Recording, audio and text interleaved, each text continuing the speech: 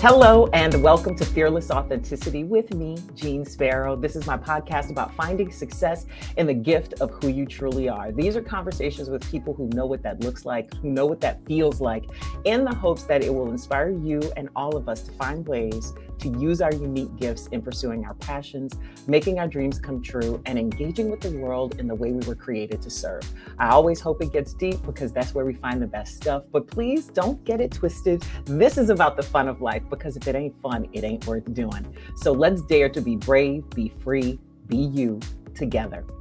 My guest today is an essential voice in Black American and Gen X thought. He is a celebrated and best-selling poet, journalist, essayist, blogger, speaker, filmmaker, and activist. He was a senior writer for Vibe during its founding years. His work has been published in the New York Times, Rolling Stone, Ebony, Essence, Esquire, just to name a few. He was the curator for the first exhibit on the history of hip hop in America at the Rock and Roll Hall of Fame. He was an original cast member of the very first season of the very first reality show, MTV's The Real World New York. He has worked, lectured, traveled in all 50 American states and on 5 of the world's 7 continents. He has written 16 books, including his latest collection of poetry, Grocery Shopping with My Mother, and just released this month, the Kevin Powell Reader, Essential Writings and Conversations. I am so honored to welcome the one and only Kevin Powell to the Fearless Authenticity Podcast. Kev. Yes, ma'am. How are you? I'm doing wonderfully well. Thank you for having me. I really appreciate it. And I'm a little embarrassed whenever I hear a bio. Thank you for the warm welcome. I appreciate it. Thank you. Well, listen, from years of working with George Wallace and Steve Harvey and comedians hither and thither, I can't not do a good intro for somebody. I know that's right. When you learn from comedians about how to bring somebody on a stage, it sets the stage. And you have done so much. And personally, I just want to say your voice has been part of my career, my life. I feel like you are an important writer of our generation in particular, and especially from the Black perspective, especially when it comes to music and how much that is part of our experience. And one of the things that I love, I think, and I connect with your work is how personal it is, how much you care about what you're writing about, how apparent that is, how you're even a part of it sometimes. And it's like, I know where you stand about what it is you think and feel. And that's how I see for an element of fearless authenticity. So I want to talk about that, like with the Reader, this latest collection, from all of your life of writing, how did you choose what you were going to include, especially with the way you have changed and grown over the years? You even make a note about this in the early writings, in the intro to the book. I can't imagine it was easy to decide to include, or maybe it was for you, to include pieces of yourself that you once were, that you express with your full chest, but that you've left behind or moved on from or grown from. How did you choose the stuff that you included, and why? Well, I mean, first of all, just all praises due to God, and just thank you very kindly for the opportunity. I don't take it for granted just to have these opportunities to speak. It was hard. I mean, Akashic Books gave me the great honor of saying they wanted to pull the writings together. I was in the middle of the poetry book, finishing that as quickly as possible, adding pieces at the end, like Sidney Poitier passing last year, as you know. And I also had to, I thought it was going to take a month. I was naive, honestly. Miss Sparrow, what should I call you, by the way? You can call me Jeanne. Jeanne. I said, okay, I can knock this out in a month or two. No, because it's like I literally had to go back to the 80s, 90s, 2000s. And what I learned is even major publications, I won't name them, weren't even digitized. They hadn't even digitized their stuff yet from the 2000s going backwards, you know? And so I had to pull together a team of people, editors, researchers, some research assistants, and even 2 transcribers / typists to pull this reader together. It took 7-8 months. It took a lot of time last year, actually, as it turned out. And the book is it's over 400 pages. And, you know, I had thought about it. I think that I'm the first person in our generation to put together a collected reader like this. I definitely do not write just for myself or for any. I mean, obviously, I'm a Black writer. I will never be apologetic about that. I'm clear who I am, but I'm thankful to be across generations. There's a reason why the last piece is on Kendrick Lamar because he is of now, and I'm thankful that there's pieces in there about Bell Hooks and Tupac Shakur and a range of folks. It was hard, because at first I was thinking, do I break it up by genre? Because I'm a poet, I'm an essayist, what we call a blogger now. I have a lot of speeches that I've done through the years, and then we decided just make it chronological. Just make it chronological. I was fortunate to find the first piece that ever got published, which was an essay in high school. And I actually found the educator who awarded me the prize for the essay, winning that essay in my citywide contest in my hometown, Jersey City. She didn't remember me. I got the picture of her. I said, "Well, I'm the guy. I'm the kid who won the high school division in this year." And because we were trying to figure out what date did it come out. We found the date for it. What I couldn't find was my Rutgers University stuff. I mean, I wrote a lot for my college papers, but and it's out there. I just didn't have time to pull that together. I wish I would have, but I'm glad that I did find in my searching was a letter I wrote to my mom. That's an early piece, when I was a young man going through stuff. And that's one of the pieces I'm thinking about because it's never been published before. I wanted to publish stuff in letter form. It was a journey because it takes you back. It's just like writing a memoir, an autobiography. You look at your life and I definitely, you asked me how was the process? A lot of the writing sucked that it's not in the book. The stuff that sucks is not in the book because I mean, I think if you're honest, you have to admit some of the stuff was not good. It might have been good for the moment, but what we were looking for, what we were hoping for is the pieces that we felt transcended time. It's not just of the 80s, 90s, or 2000s. It's not just of the era of George W. or the Clintons or Barack, but also it speaks to now. And those are the pieces we found. Like when you find something about Baltimore burning, and then you think about, okay, that was almost 10 years ago, but now we've had George Floyd, Brown and Taylor, all this stuff happened. You see all the right wing stuff that I talk about during the Bush era of the 2000s. Look what just happened in Tennessee in the past few days with these two Black lawmakers getting expelled from the state house. I mean, so that's what we were looking for, and I knew that I wanted to have a book that dealt with race, gender, class. The way I've evolved as a civil and human rights activist who is I don't support anything that is about oppression. No ism, no phobia. I don't care what it is. Racism, sexism, homophobia, transphobia, any of it. And so I wanted people to go on this journey with me of how I started to process this stuff and in real time. So it was deep. It was deep to revisit Hurricane Katrina. I did extensive relief work there. It was deep to revisit, a lot of stuff. That has happened in this country over the last 30 years or so. And I feel very fortunate to still be alive. I don't take that for granted. And, Langston Hughes, if I can just say this one last thing really quickly, is the single writer that had the greatest impact on me. When I was in college at Rutgers, I was blessed to have a seminar on Zora Neale Hurston and Langston Hughes. I love Zora Neale Oh, Hurston.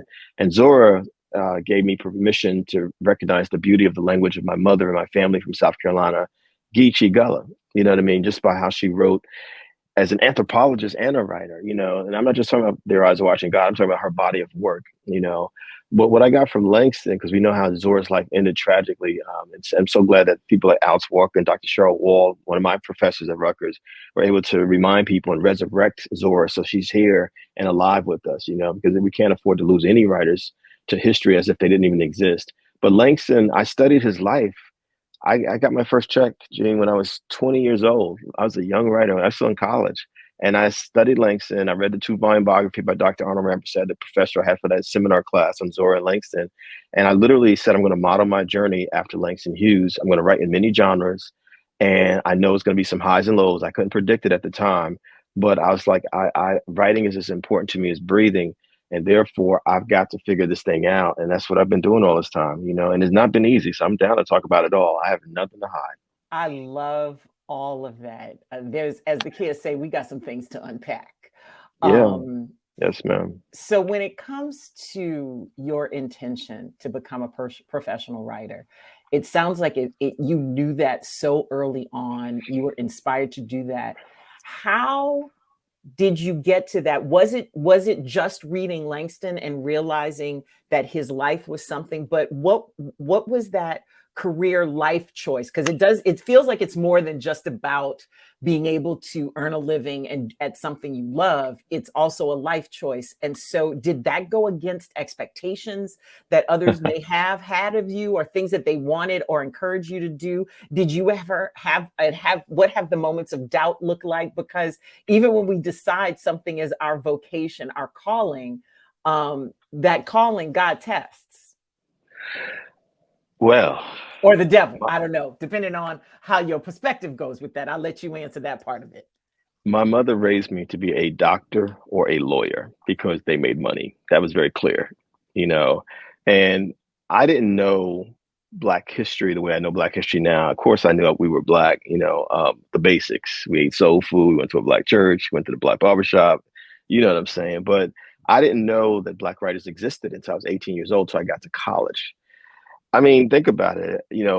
Many of us of Gen X, are part of the first wave of kids who went to integrated schools. And unless you had a parent or parents, or a mentor, or you came from a community, one reason I love Chicago so much. Are you a native of Chicago, by the way? I'm not a native of Chicago. I'm from Louisiana originally, but I came here to go to school and I've been here ever since. So I've been lobbying to be called a native Chicagoan, but you know how they are. I ain't go to grammar school here, so I'm technically not a Chicagoan. But even Louisiana, because you're from the South, there's Black colleges, Black fraternities, and sororities. I didn't know any of that. I didn't even know Black colleges existed. And so, when I was a child, like most kids, I mean, I'm an only child. My mother was a single mother, raised me by herself. I grew up poor, and I had a vivid imagination, which is why I believe I became a writer. I wanted to be a magician. I wanted to be second baseman for the New York Yankees, my favorite baseball team ever since I was a little boy. I wanted to be a weatherman when I learned the word meteorology. There's a range of things, but my mother did something significant for me that I talk about, I think, in the introduction to the book, Why I Write. She took me to the library when I was 8 years old. And the first books I read were sports books. I'm a huge sports fan to this day because I would just absorb sports history. And what I was reading, what I didn't realize at the time, was some of the greatest sports writers ever. And they made this very colorful. Because think about, before there was social media and TV and even radio, they had to describe for people in the newspapers, what was happening at the ball game, be it basketball or football or baseball. And so that was it. And I read a lot of sports books when I was 11. I stumbled into fiction, Ernest Hemingway's For Whom the Bell Tolls. And I remember being blown away by that. So there's a journey here. I fell in love with reading. And so I was just reading everything. And I read Hemingway's book. And I grew up in Jersey City. As I said, I've been in New York for over 30 years. In New York City, Brooklyn is home. But I grew up around Puerto Ricans and I love Spanish. So yo hablo español, el español muy importante a mí. I learned Spanish early as a kid because you remember as we were growing up on Sesame Street Electric Company, they would say the numbers in Spanish and they would say it in English. Even the count. One. Oh no. Oh, exactly. And so early on, I had a love for different cultures except my own because mine was purposely erased from my education. My mother did the best she could because, a lot of our parents coming out of the civil rights era, just wanted our kids to do better than they did and have an opportunity. And we thought if we send them to certain places, well, I was good technically, but in terms of my history, no. So I was in love with Hemingway as a kid. I remember going back to the library and looking up in an encyclopedia, if anyone knows what an encyclopedia is anymore. Who Hemingway was. And I didn't understand. I was 11 years old that he had committed suicide. What I did understand, this man wrote a lot of books. He was world famous. He traveled around the world. And I remember thinking to myself at 11 years old, this is when I declared it. If this is what a writer does, then I want to be a writer. And then when I got to high school, the two writers that stuck with me, there's a few writers. Charles Dickens, I fell in love with. I love Shakespeare to this day. Love Shakespeare. And I love it. And then there's Edgar Allan Poe, and yeah, because Poe is. See that darkness coming. Okay. Well, think about if you grow up poor, it's darkness, And so I would write stories. I would write stories about rats and roaches that were like monsters, like the ghouls and ghosts and Poe's short stories. So I just flipped it because the teacher told us right from what so I did. And it was my mother first, and my 12th grade English teacher was a Black woman named Mrs. Lillian Williams. May she rest in peace. At the beginning of my senior year of high school, she saw something in the way I wrote and asked me to enter this essay contest, and I won it. And up until that point, the only thing I had ever won anything for was for sports. I was a track runner, and I also played baseball growing up. And so I did not know that I actually could be a writer. I didn't know what being an artist meant, any of the stuff. I mean, you can see my home. It's art everywhere. But as a kid, I just was told get straight A's and you go to college. My mother told me from the time I was 3 or 4 years old, this woman who has an eighth grade education, my mother. You talk about how do you the path to success. People should not underestimate the power of our mothers, our fathers, our grandparents, even if they did not even go to high school or if they only have a high school diploma. Because what I was instilled in me very early was a work ethic, a work ethic. My mother would tell me stories of how she started picking cotton when she was 8 years old in South Carolina. And so when I was 8 years old, she said, you know what? Start bagging groceries at the local grocery store. That has stuck with me. And also, you're from Louisiana, so you already know.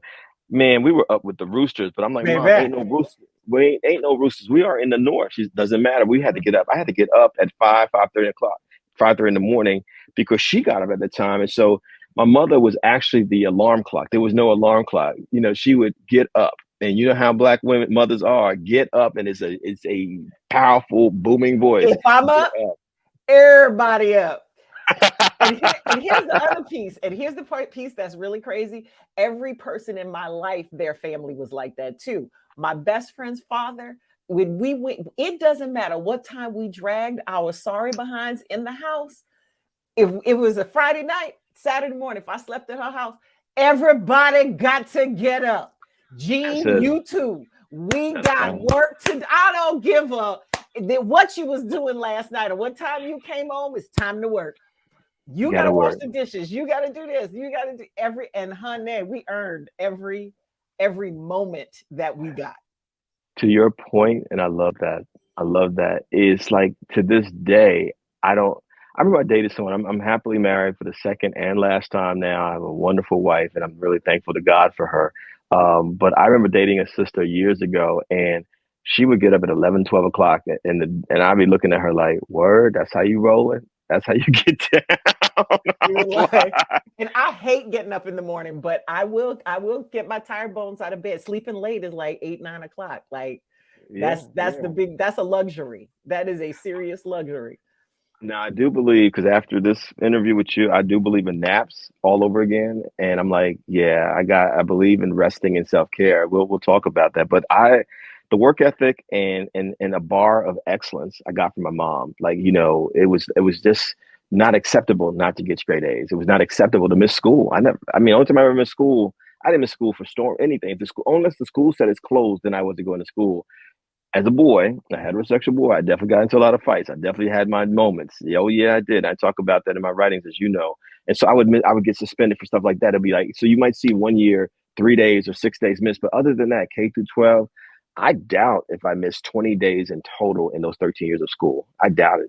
I assumed that perfect attendance was because you didn't like take off time for class activities that were part like because one of my classmates had gotten perfect attendance for every year she was in school, and she was like, Jeanne, I never not saw you at school unless you were like off on speech and debate or doing this or doing that. She was like, shouldn't you be getting this too? And I was like, oh, those didn't count as absence.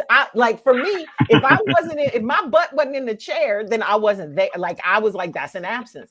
And now that I am teaching, I'm teaching a course at Northwestern right now. Oh, that's awesome. And yeah, it's an honor to go back to your alma mater and do something like that. But literally, as I'm writing the syllabus, I'm like, I don't want to excuse no absences. I was there for every class. Why can't they? Like, and I literally had to have a conversation with myself, like, Jeanne, life happens. Everybody ain't you. But it's interesting to hear like that connection and how those habits and those things we take for granted that we inherit somehow from our parents, whether it's actual inheritance or a habit from observing and being required to do so. It is interesting how enduring that is. Wow. Yeah. The other thing I got from my mother was storytelling, which makes sense as a writer because she would always, the tradition of our people coming from the South. This is, I've heard it in Louisiana, I've heard it in Texas, I've heard it in South Carolina. It's just, we pass stories along, the family history along, and how important that was. And I didn't realize that those things would be tied together. I mean, I really did not know. And I'm not embarrassed, but this is why this what's happening in Florida and other parts of the country with the banning of books. brother. I mean, right now you may know this. I'm literally this academic year, just like you're at Northwestern, and I'm really glad to hear that because I think it's important for folks like us to be teaching. I'm this year's Toni Morrison writer in residence at Prairie View A&M in Texas, so I'm back and forth.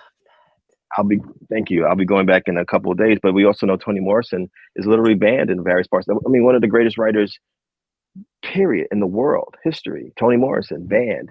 Who literally, as you know, her work is about America, but someone doesn't want that part of American history told. Okay. And that's really what it is. And it's a disempowering as Yeah, well. yeah. Now, like Toni, your work is very personal. And you talk about a lot of those things. You've mentioned that even not only in the introduction, but as we've talked. What was that decision like to show your perspective, your opinions, open other people and yourself to exposing your faults, your mistakes, things you've done? I'm thinking in particular about the essay you wrote about the violent confrontation you had with your girlfriend, a former girlfriend long ago. I remember when you wrote that, and I was just like, I didn't know how to feel. Even though you were talking about how you had moved on, what you realized and learned from it, as your contemporary, as a woman who read you, I was like, I didn't think he was that dude. And I remember the feelings going, that's a huge risk to take. Why did you take it? And why have you continued to, or what was your process like, I guess is a better question than just why. Well, a lot of things come back to my mother. I mean, she would tell me, that a liar was a thief, that the truth, as we say in the church tradition, shall set you free. And so I grew up in the Black church tradition, even though a number of the preachers were lying and hustling. That's a whole nother conversation for another day. Let's push that to the side for now. But what I got from my mother, the main teacher and leader and influencer, was that, you have to tell the truth, and also don't be like your father. I mean, my mother and father were never married. My mother had to take a cab to get to the hospital to give birth to me. I only saw my father two or three times probably between the time I was born and I was 8 years old. And when I was 8, he said to my mother, "You lied to me. I'm not going to give you a near nickel for him ever again," and hung up the phone with my mother. Now, I look like my father. My father was a very light-skinned Black man. My mother's a dark-skinned Black woman. I came out in the middle, and it was deep. It was profound. And so that, even though I had no father male figures around me, always implanted in me is you don't want to do this. And so, what did it for me? I went to college. I went to Rutgers University, just like you went to Northwestern. And for me, it was eye-opening to go to college in the era of Jesse Jackson running for president, Hal Washington becoming the first Black mayor of Chicago, David Dinkins became the first Black mayor of New York City. Anti-apartheid protests. I remember that was the first time Exactly. I had seen that up close. The Minister Farrakhan all of it was, and having the opportunity to see him speak and decide for myself, because up until that moment, everything I read about him was from a distinctly white perspective. And the few little things I saw in like our college years, I think, were an interesting time.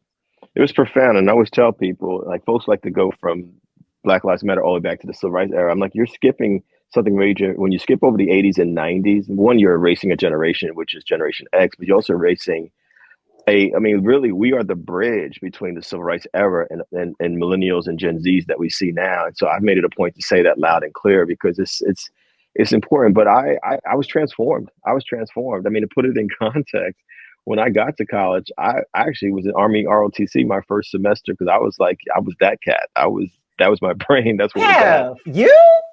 Oh yeah. Oh wow. I would have never guessed that. I mean, but in urban America, in the cities at least, I don't know how it was in southern states, but in the urban northern environments, there was military recruitment posters everywhere. Same. Yeah. And at least in our families too, I think, in addition to the pride that a lot of us have in serving our country, which I think a lot of people take for granted or don't understand what it is, but it's also a way out. It's a way to pay for school. It's a way to get skills, to get a job, to get loans later. I mean, almost all of my uncles, my father, And many of my cousins have been in the service, have served, and or are still serving and turned it into a career. It's sometimes that was the only option we had for respect. Exactly. And this is why to this day, and people will say, Kevin, with your politics, why do you say to service people or veterans, thank you for your service? Because what you just said, everything you just said, I can't even repeat it. You said it so powerfully and eloquently. And for me, I was blessed to get to college because of a program that was created during the civil rights era. You know, you're talking about steps to success. Ironically, it was created by a white male Republican state assemblyman named Tom Kaine, who ended up being the governor of New Jersey, you know, while I was in my college years. And it shows you the different kind of Republicans that existed before this era of Reagan, the Bushes, et cetera, Trump and DeSantis, and the folks we've come across now. And he was affected. There's a college in New Jersey, even named after his family, Kaine University, Kean. And he was affected by what was happening in New Jersey and around America and urban America. And rather than say, oh, you know, let's just further attack these people or get rid of programs that could help them, he created something called the Educational Opportunity Fund for working class Black and brown kids and poor kids, period, because a lot of white kids also benefited from it, but most for people who look like us. And that's why I'm a first generation college student. Let me tell you something. You talk about, let me go back to my mother for a second, because this is important for you all, your listeners, I believe, based on the message that you're talking about in your show, which I love. And I thank Lisa and you for sending the description of the program. My mother has an 8th grade education, but she's born in 1943 in the South. She had to deal with racism as a Black person, sexism as a Black woman, and classism as a working class Black woman, which means not only was her education interrupted when she was 8 years old, it was interrupted over and over again because, you know, she was expected to just be the help. She, literally, as a preteen and teenager in South Carolina, my mother was working in the homes of wealthy white people in the community where she came from, in that part of South Carolina. So she only got past the 8th grade. But when you think about it, when I got to the 5th grade, I remember bringing home, Jeanne, to my mother, multiplication and division. And my mother couldn't help me any longer with my schoolwork. She had helped me from when I was 3, 4 years old up until then. Mama can add and subtract because you don't play with Black women's money. They can add and subtract. You know that. My grandmother, that sounds like exactly her story. She ran multiple households. Did it, baby, you got to have your bill money. That's it. That's it. And so I remember thinking, like, man, my mother, I thought was the smartest person I ever met. And all of a sudden she said, I can't help you. I literally was on my own from the 5th grade, from that moment until 12th grade. But let me bring it back again. And this is why people always ask, you know, people always say that they assume certain things about my background. I'm like, you got to understand first of all, poverty is a form of violence. I always say that. You know, I feel the same way Dr. King felt about poverty at the end of his life, which is why he was organizing the Poor People's Campaign. And of course, I'm middle class now. Of course, I'm a Black professional. You know, and I feel like I've been blessed to experience this world through both class backgrounds. It has been a really profound thing for me, as you can imagine. But what I got from struggling growing up is that you have to be resilient. And you have to sometimes you have to make something out of nothing. And so, you know, think about when we were going to college, there was no computers like this where you could look up colleges no. I literally remember mailing off for applications. I didn't know where to go. I ended up applying to Penn State because I was a football fan at the time. I applied to Syracuse because I liked the basketball team. I applied to Rutgers because it was in New Jersey. I love this decision-making process. And then a Pace University across the river from Jersey City in New York, only because they had a great accounting program. My yearbook, Jeanne, actually says that I wanted to be an accountant. I was excellent at math. And I won the English award. I never understood when I started hearing things about left brain, right brain.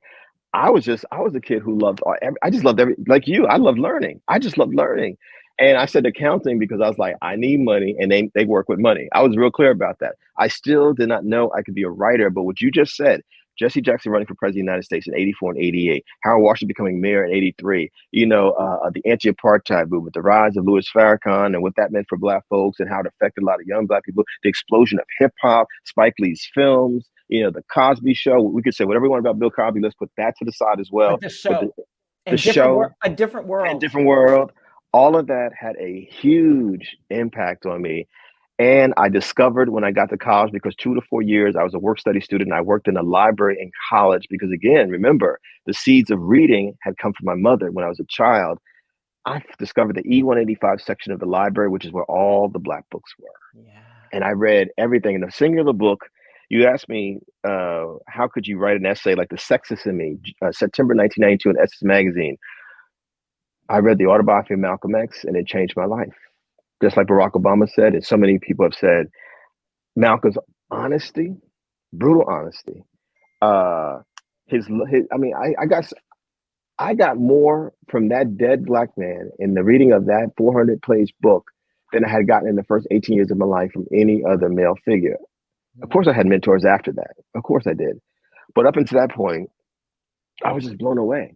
That book, I think, was impactful, particularly on I think our generation, it resonated with us in a way because, and I don't know if this is true for you, but for me, I needed a counterpoint to Dr. King, right? Because I saw the fights that were happening and I knew, because we were kids when Reagan went into office. And I knew when Jimmy Carter wasn't there, like that was the first election I was really aware of. And I knew that's not what Dr. King was talking. I need to know all of it. And I remember reading it in high school. And one of my aunts got really upset with me because she was like, that she had all kind of words because she grew up at that time. She was very, inspired by Dr. King and they had chosen camps at that moment. And I was like, I gotta know this side too. Yeah. Woo. And it's deep. I remember because after my first semester, I came home for Thanksgiving break. The semester wasn't even over, I just came home for Thanksgiving break. But I had already been out there and with the protests around my school being one of the many colleges and universities around the country that were investing in businesses supporting South Africa. And I had known by that point, I knew who Nelson Mandela was and Winnie Mandela. And I sat down with my mother and I just went off. I just said, Mom, da da da da da. This is what I'm learning. Da da da. I'm 18 years old. My mother was silent. And then when I finished speaking, she just looked at me and she said, "You know what they did to Dr. King, right?" And I was like, wow. And so I also began to realize there was the residual memories. If you use your voice in a certain kind of way, this is what can happen to you. Their It was fear profound. of what could happen to us and Yeah. our pushing them. Like I never thought about it until much later when I realized, oh, they're scared for us. They're scared for us. Yeah. And it's part of the trauma. Like we didn't have the vocabulary that we have now, how people use words like trauma and self-care and wellness, mental wellness. Even like it wasn't really, people weren't throwing the terms white supremacy around unless you were considered someone who was just really, really radical. You know what I'm saying? Now it's just casual conversation. But what I realized what was happening was the beginning of me not only finding out who I was as a Black person, but also as a man, as a human being. And also it helped me. I was getting the skill sets that I needed by studying history, studying psychology, sociology, literature, all of it, to unpack the many traumas, whether our people were middle class and college educated or from poverty, that we've had to deal with literally during the journey that Nicole Hannah-Jones has documented with the 1619 Project. Because I had watched Roots. We watched Roots. It was like, but it felt still like something that was just it felt like, what I mean? It was empowering to see Black people on TV. Because I mean, I think about people always ask me about my childhood. I'm like, man, Good Times, the Jeffersons. I didn't know that while we were watching blaxploitation movies. I just knew we were going to movies to watch Pam Grier, and I had no business being there because it was too much. Listen, I had to see all of those as an adult because my mama would have never. Do you hear me? Never. And my mama didn't know any better, so I remember my face being covered. And what I also remember, I don't know how. This might have been before they had the law in this country that you had to be 17, because I saw Richard Pryor. Can you imagine seeing Richard Pryor as a 12-year-old? Bam. Seriously, like we used to sneak and listen to like those old records, records like what was it, Red Fox and Dolomite and all of that stuff. Yeah. But that was sneaking and doing it. We knew we wasn't supposed to be listening to that because that's what they was listening to when they was playing cards and drinking. But sir, you was bold. I was bold, but I realized that it was all of that was laying the seeds, and also what was there for me was, I didn't know that I was digesting our artistic expressions. Like to this day, I love spirituals, gospel music that is before the 1970s because that's what I heard in those churches that I grew up in, and just the kind of singing from the depths of our soul, it's I'm laughing because when Amazing Grace, the documentary film, came out, with Aretha Franklin, I took my mother and my aunt, I brought them over to New York City. Why did these two women, my mother and my aunt, know not only the lyrics to all the songs, but knew all the dialogue from the live concert that she did? Because they listened to that album over and over again. and over and over. It was part of the same way we do with the albums we love.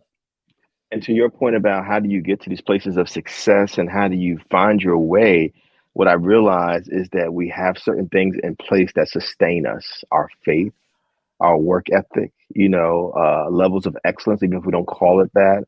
And what I did in college, my college years, I declared in that first semester of college, okay, I'm definitely going to be a writer. I don't care what my mama thinks anymore. But I did major in political science because they were still in the back of my mind. Boy, you better make some money. You better make some money. But I started writing, and I don't know when I discovered James Baldwin, but I know that I started reading people who spoke their minds. And Baldwin was one of the first people. It was folks like Baraka, and unfortunately, because of the sexism, as you well know, that the society was also rooted in from the very beginning, just like racism. Other than Zora, I barely took seriously, because I didn't know any better, the voices of women. Like, I wish I would have taken seriously, for example.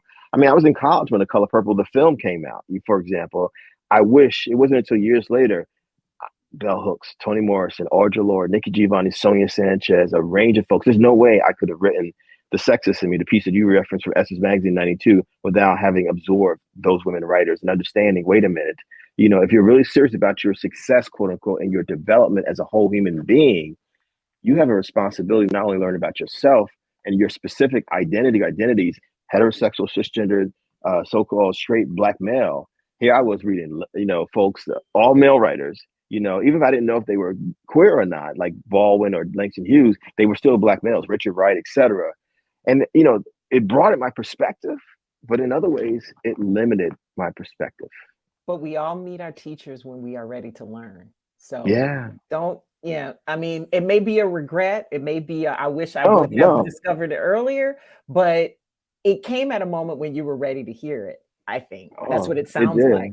Because that has been my experience, that a lot of things that I'm like, damn, I wish I would have exposed myself, or I would have known about that, or I would have had the curiosity to pursue it. But you can't know what you don't know. You can't know what you don't already know. And even if you were interested in it, would Kevin of that time have been able to focus and glean what you did when you finally did discover it? No, probably not. And I don't have any regrets. I think that life is ordained. I believe in the divine. I believe in the spirit world, very deeply.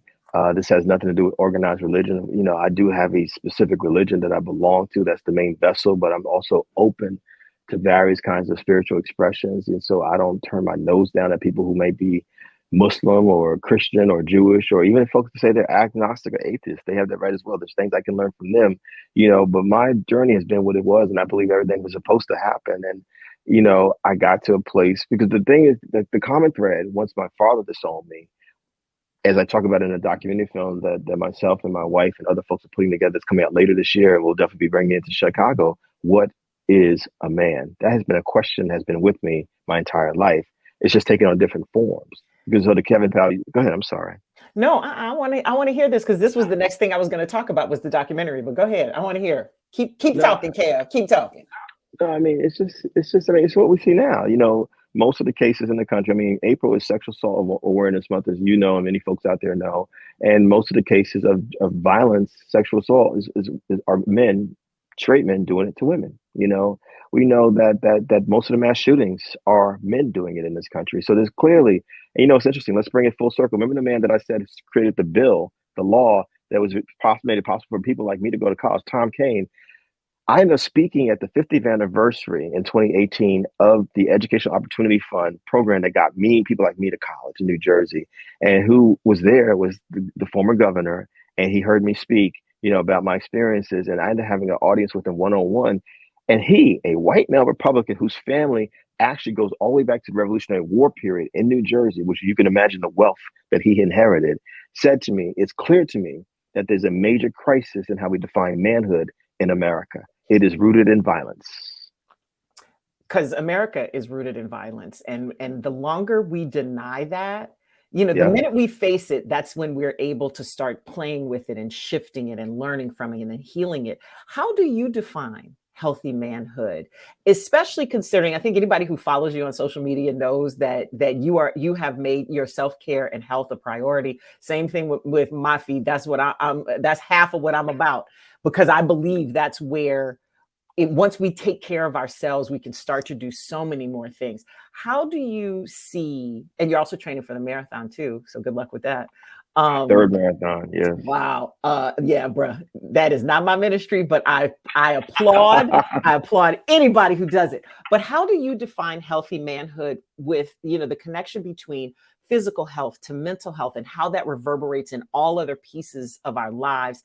And how do you see as a pathway for other men to discover that? Because I see it, you know, like, even though we get, you know, frankly, shit on as Black women for how we interact with our men, I don't know anybody else that's more down for Black men than Black women. I just don't. No one.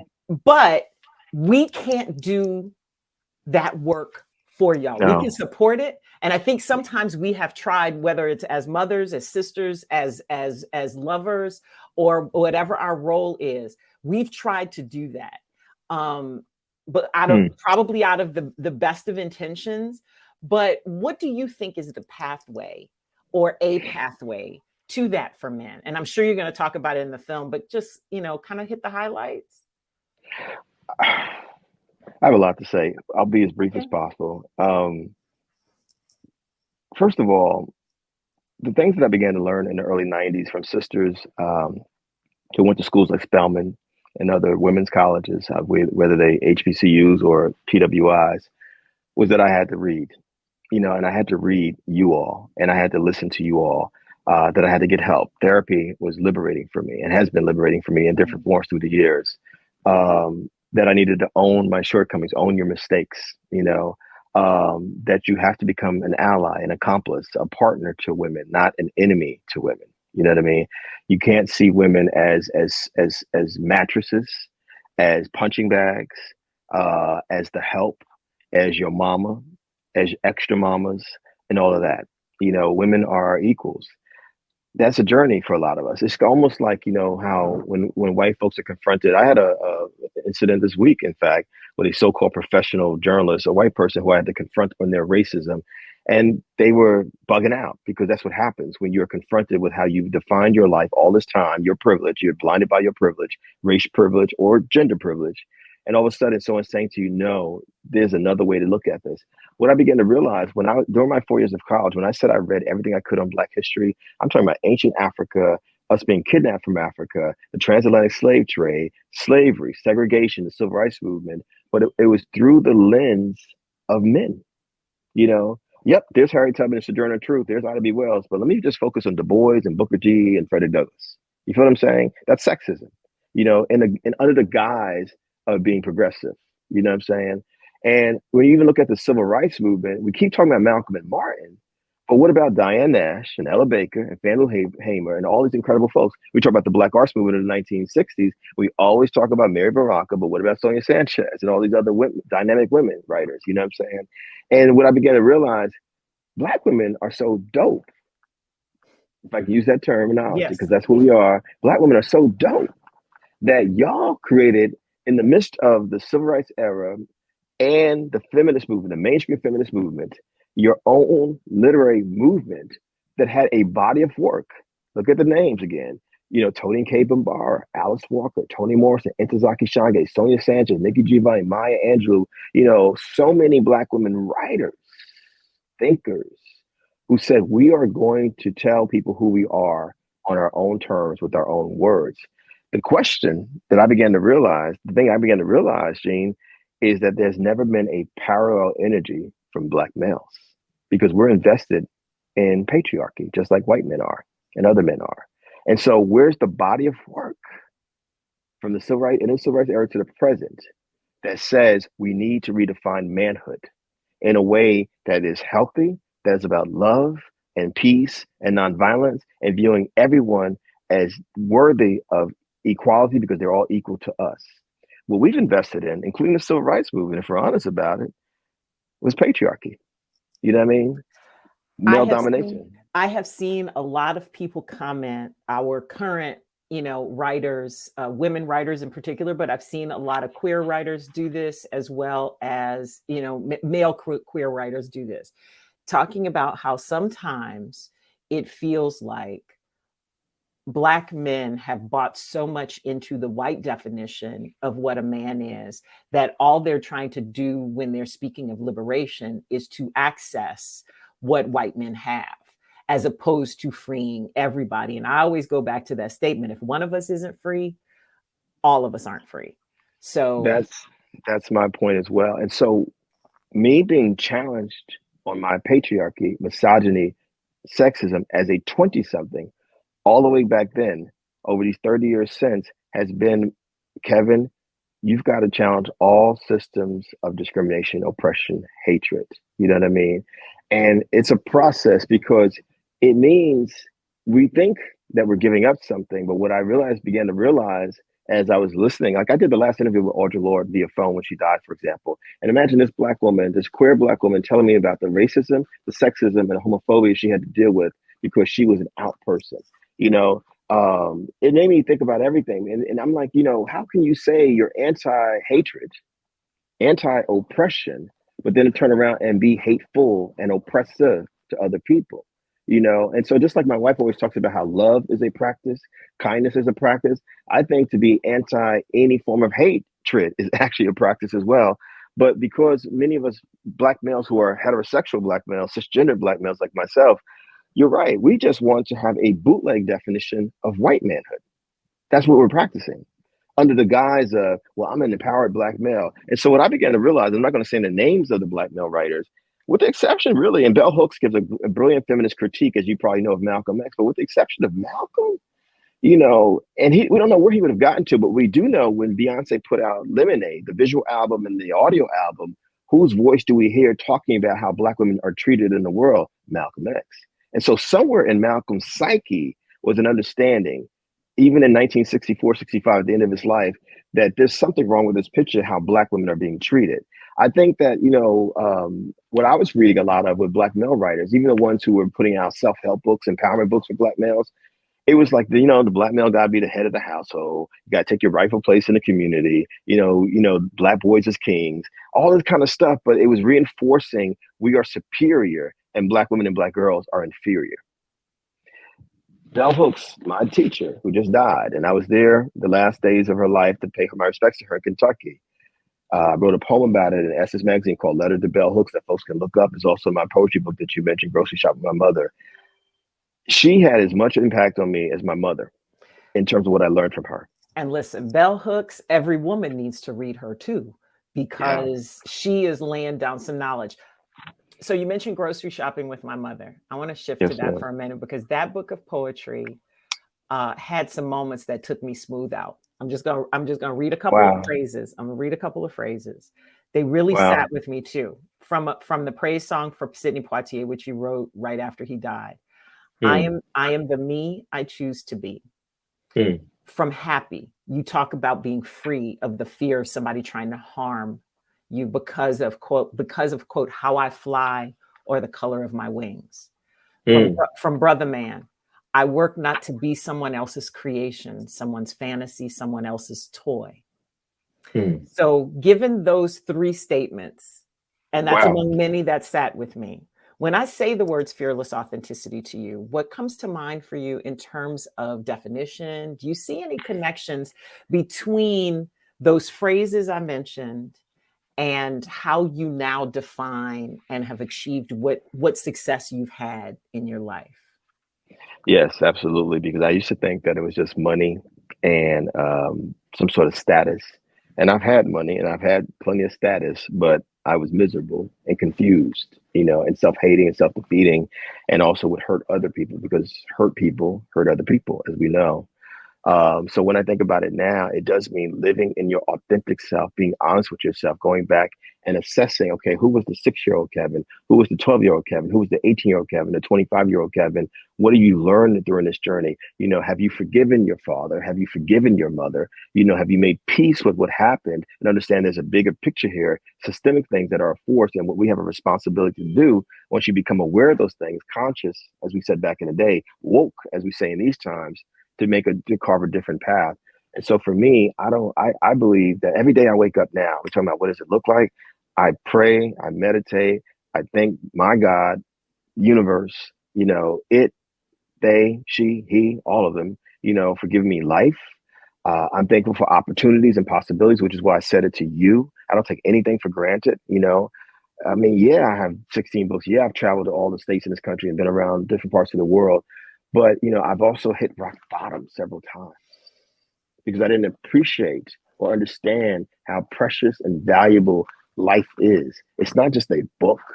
It's not just a check or an advance check or any of that kind of stuff. It's, what is your life supposed to be for? And for me, what matters to me now are how many lives that I can touch, and I understood that in different ways when I was a young person. But now it's like you've got to make sure that your life has value for other people. And so when then you're gone and you've given everything that you can to this world, of course, you got to practice self-care and self-love, and you make sure you have the basics. Jeanne, I live a very simple life. I say that to people all the time. I just want art. I just want, books, my music of all kinds. I don't care if it's Kendrick or Beyonce or Billie Holiday, who turns 108 as we're doing this interview today. I love it. You know what I mean? I love good food, healthy food. I love travel, and I love people. And I just need the basics. Like, it's simple, man. It's simple. And I realized I had spent so much of my life chasing other people's definitions of success or what it is to be authentic. And what it really is to be clear who you are. To be able to say, I know who I am. And so when someone, like the other day when I was dealing with this racist journalist coming at me in a certain kind of way and trying to tell me who I was, I said no. Because what we do in America and in this world, but America is what I know because I'm an American. I grew up, was born and raised here. We were quick to put labels on people. We're quick to put people in boxes. We'll say, well, you know what, Jeanne, Sparrow, I just know you from Northwestern when you were an undergrad. I'm just going to lock you into that box. Kevin Powell, I'm just going to lock you into Vibe or MTV or hip hop.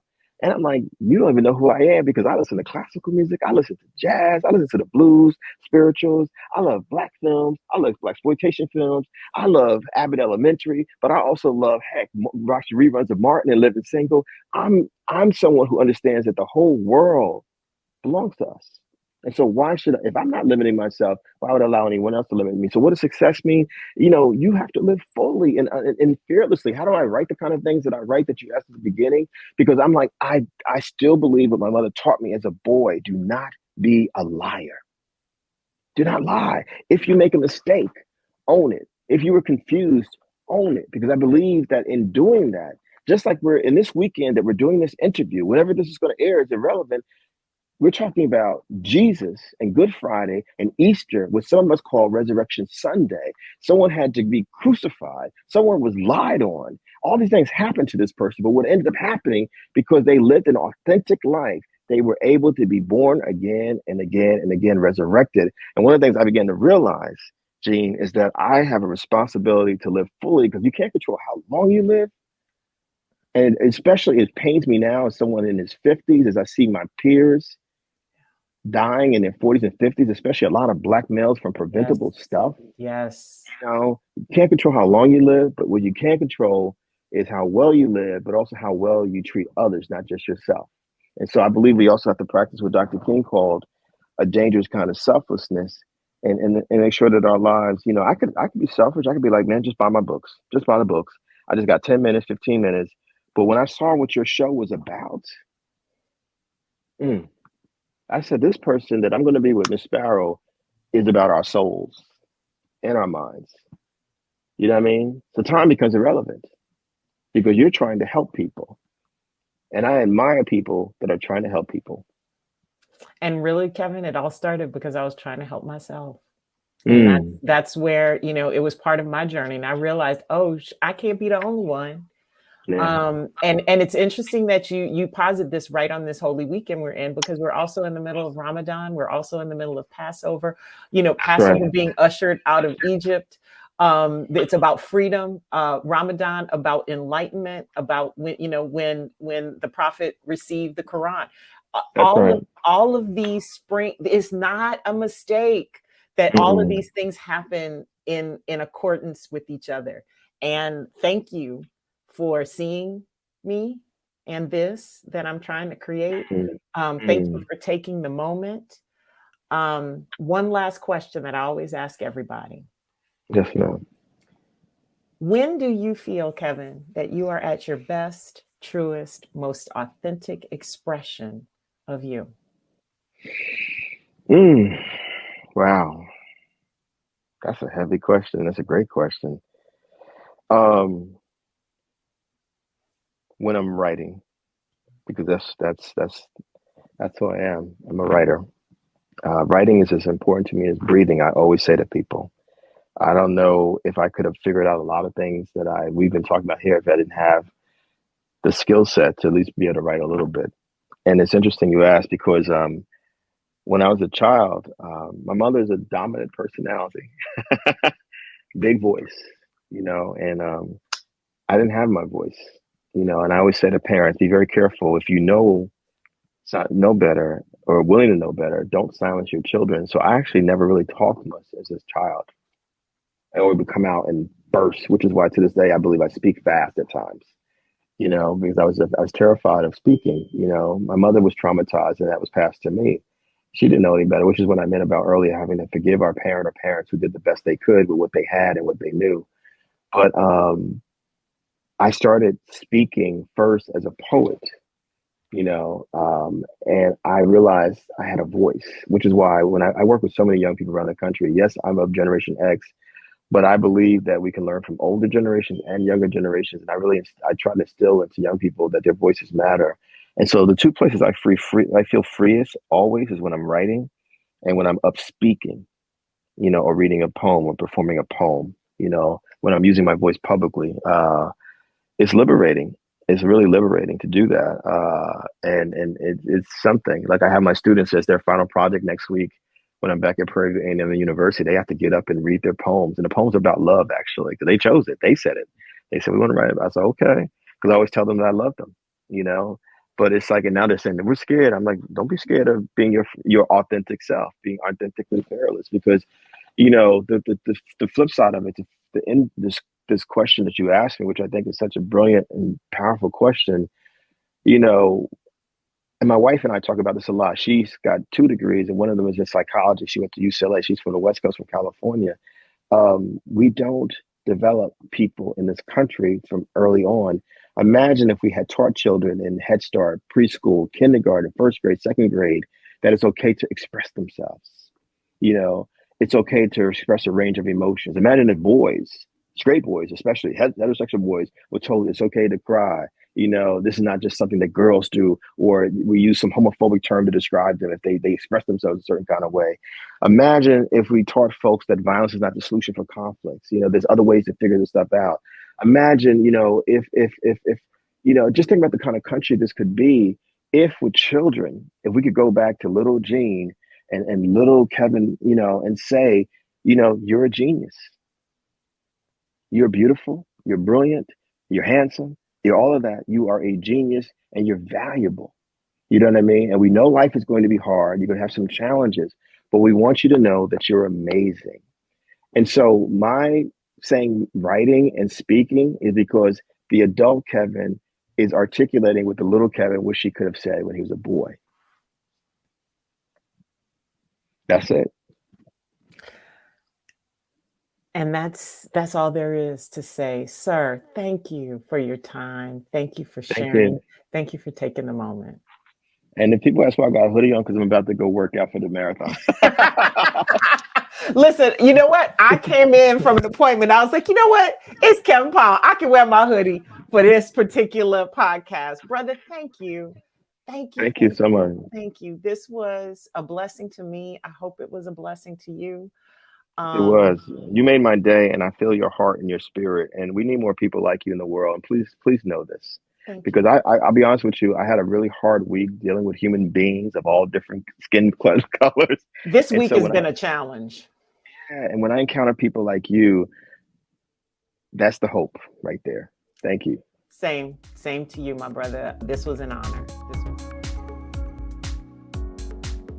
This conversation meant so much to me. I am still thinking about a couple weeks after we've recorded it about some of the themes, because it's stuff that I'm working out, that I'm working on. Let's have at it, shall we? Starting with his mother being his alarm clock, giving him his work ethic and bar of excellence. I've been really thinking about that, because I think uh, while at the same time that they have given us this bar of excellence to reach, it sometimes we get wrapped up, or I should say, I have gotten wrapped up about the clock part of it and judging myself because I'm not doing what my mother might have done. But it really is about the work ethic and putting the hours in. And I think that's an important part to pull out. I love also the fact that the work he is doing is something that he has found that he loves so much that he wants to do, that he says writing is as important to him as breathing. I think we all need to find that thing that we are meant to do. And when it feels like that, that's how we know it's the thing. As one of my friends puts it, I would do it for free. Not saying that you should, but I would.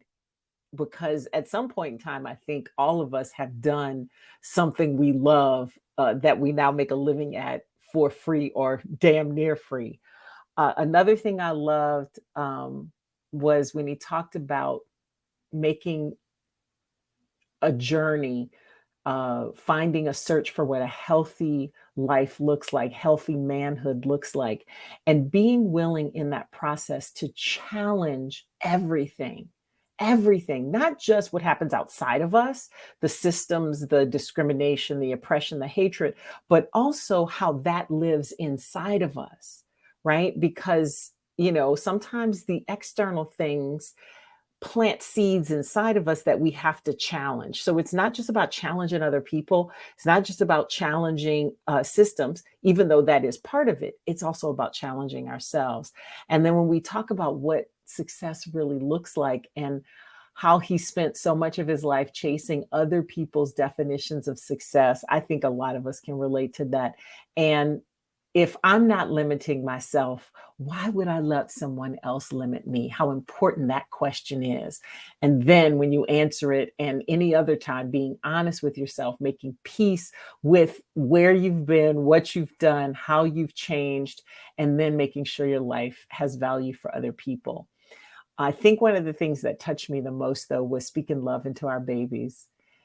Telling them that they are geniuses, thinking back to when, we were kids, right? If someone had said, or the ones who did say we were beautiful, brilliant, whatever it is, and that we're valuable.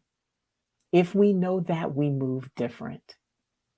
Thank you, Kevin. I appreciate you taking the time to have that journey of a conversation and just letting it breathe. Also, thank you for your career of observation, of honesty, of exploration that truly serves and is for the culture. Please check out Kevin's latest books, Grocery Shopping with My Mother and The Kevin Powell Reader, Essential Writings and Conversations.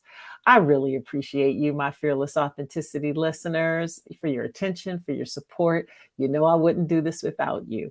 And I could not do this without my amazing production team. Thank you to Lisa E., Vicky, Wayne, Jess. Appreciate all your hard work every single week. I hope you will like, rate, review, download, subscribe, share, whatever you want to do with this episode in a positive way. It's available everywhere you get your podcast, including on YouTube. Please join my community there at Ms. Jeanne Sparrow. You can also find me on Facebook and TikTok at that handle. If you want to catch up with me on Instagram and Twitter, at JM Sparrow is how you find me. Just drop by, say hi, follow, share your comments, your questions, your thoughts, your suggestions. I appreciate them all. This has been Fearless Authenticity with Jeanne Sparrow. Thank you, and I'll see you again soon.